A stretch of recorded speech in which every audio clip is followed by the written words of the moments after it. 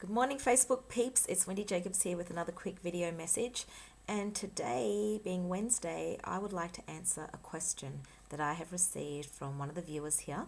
Let me just pull it up. I'm going to read the question and then I'm going to answer it. Okay, and the question is, Hi Wendy, my question is, how do you take steps forward to forgive? To forgive someone that's been harassing me for over 18 months because they thought I was playing up. I've asked to talk about it. I've asked for this person to make 10 minutes available to explain themselves and their thoughts about why they believe this. I've asked for proof. I've even asked, for the sake of our family, to kindly explain this to both me and my partner. And this person refuses. Now my partner and this other person no longer speaks. I'd like to know your thoughts on this. Okay. That's a pretty cool question, okay? And I'm going to do my best to answer here today. So how do you forgive someone in that situation when you're in a relationship with someone, a family member in this case, where there's a conflict going on and that person is just not making themselves available to resolve or chat or discuss this situation, and you find yourself stuck, perhaps I imagine, in negative emotions, frustrated that you can't change the situation, maybe you're feeling helpless, maybe you're just suffering, maybe this is really causing you a lot of pain and you feel like there's absolutely nothing you can do about it, and it might seem that way, but I'm here to assure you that that's never the case. Okay, you've heard me talk about energy a lot. Everything is energy. Our thoughts are energy, our words are energy, our beliefs are energy. What we feel is essentially and energy. And so when someone or something external has done something that is disrupting the way that we feel, it's quite often easy to blame that person. This person has done this and this is why I feel this way. But I can tell you that that's not the case. It can be if you choose for it to be, but if you're tired of feeling disempowered, then you can take some accountability here. This person has presented an opportunity for you to have some options about how you're going to best respond to what's going on. And so in this letter, I was asked about forgiveness. How do you forgive this person? Now, forgiveness is practiced in many different forms, and the best way that I know how, and the best way that I enjoy forgiveness, I suppose, enjoy the process, is through selective remembering. Okay, by selectively choosing what it is that I want to remember about that friendship or that relationship or that circumstance, that allows me to see the good in that relationship and let go of the rest. So forgiveness is essentially selective remembering. Forgiveness is also having a different perspective. That's really what it is.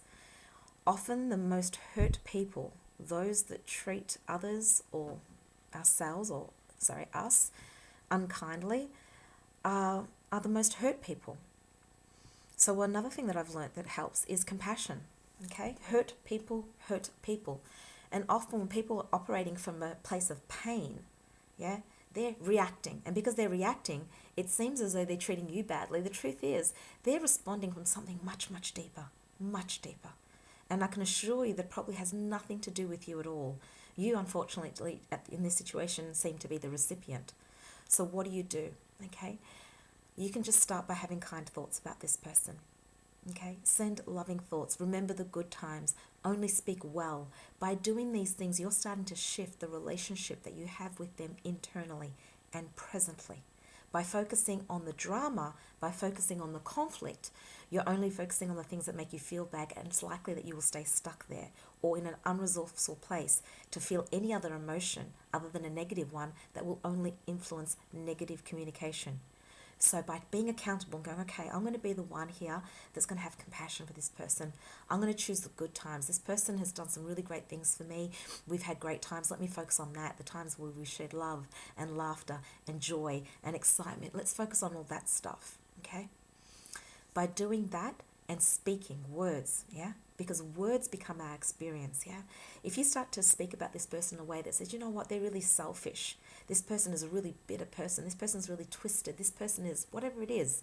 Those words become your experience. That's not the truth. That is your interpretation of their behavior. Once upon a time, you might have thought this person was the best person in the world. But now, because they've behaved a certain way, there's a label that you now attach. And that word, those labels become your experience. And it may be true or may not be true. I like to hold on to the belief that whatever label I choose to label this person as affects how I feel. Yeah, it affects my vibration. It affects my joy, my happiness. And so the words that you're using to label this person or talk about this person, if it doesn't empower you, if it doesn't make you happy, change it. Find something better. It might be too much of a leap to praise this person and speak highly of them. So let's just go for something neutral to start with. Just choose something that's a little bit better. It's amazing how one word can totally change what you feel for someone. In saying that, I really want to share a little story here that I often share in my workshops and trainings. So you may have heard this before if you've attended. And it's about the power of word. It's about the power of words, the power of one particular word. So I was seeing a lady once in my consultancy, in my private work, and this woman had come to see me because she was having a difficult relationship with her husband. And, you know, the more she spoke about him and she was telling me how selfish she is, how thoughtless he is, the more she told me how selfish and thoughtless and bitter he is, the more I actually started believing this, the more I started adopting her view of what he is. I'm going to use a really harsh word here, so excuse me if this offends, but this is exactly what she shared. And she called him a prick, basically. She referred to him as being a prick. And she'd say things like, you know, he's always late. The prick is always late. The prick is so selfish. And I'd be like, geez, wow, you know, with that kind of emotion, of course you feel, you know, the way that you do. Do you actually call him that to his face? And she goes, no, I don't say it to his face. I just say it in my head. I don't say it out loud. And I thought this was really interesting because often people believe that just because they say something in their minds and they're not communicating it out loud, that somehow this doesn't influence the relationship, the communication.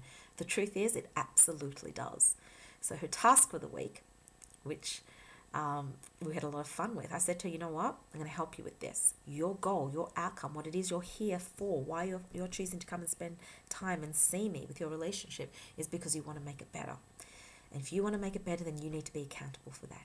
And you need to be accountable by starting to change some of the things that you've been doing, because only you can do that. Yeah, we can't change other people.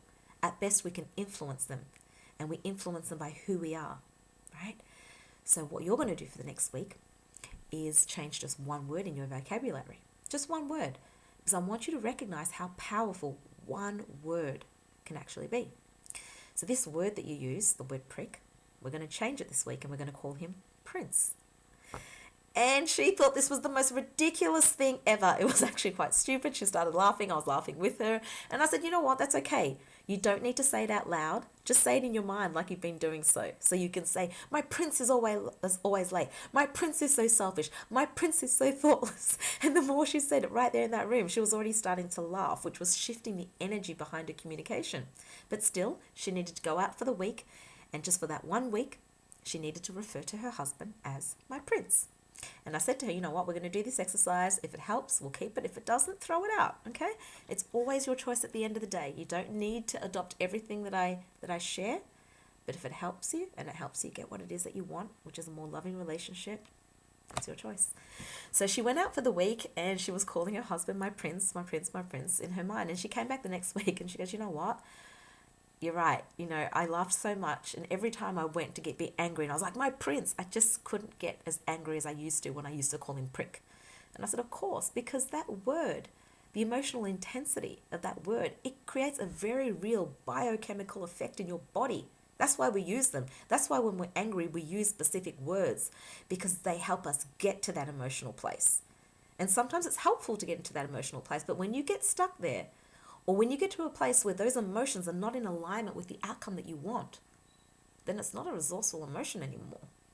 And this is where you have the opportunity to change what it is that you're doing, to influence the better part of yourself, to get what it is that you want, a lovely relationship, and start making changes in you.